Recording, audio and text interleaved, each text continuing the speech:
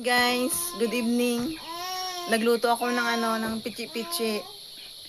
Mag-ano na ako ng tanggal nito sa mga mold. Tapos kasama ko yung mga kapatid ko, tapos Baka naiyak ka naman. yung isa mukbang challenge. Wala pa gani eh. Wala pa gani ka. Ayan. Ano wala pa gani sa Mara?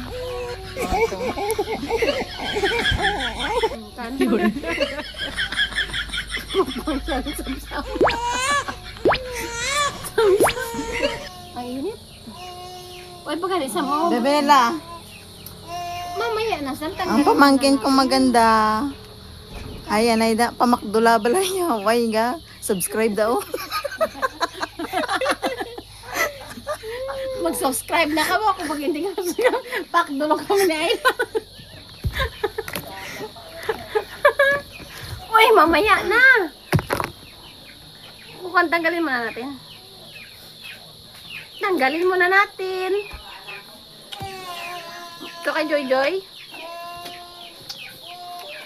Naisipan ko sa kanina na magluto nito kasi yung tatay ko maraming tanim na Balik. na Saba. kamuting kahoy. Kaya nagluto na ako. Ano naman nga ano to? Ano flavor yan?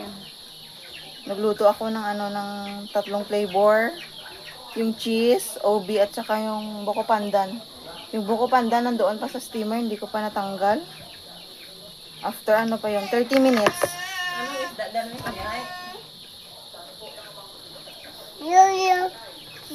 Masarap kumain pero mahirap gawin to. Kasi babalatan mo pa yung yung kamuting kahoy, tapos kakayudin. Tapos Ba't hindi Ilagyan mo ng mga flavor hindi yun. nakatayo, hindi naka ano yan. Wala pa nakaganyan.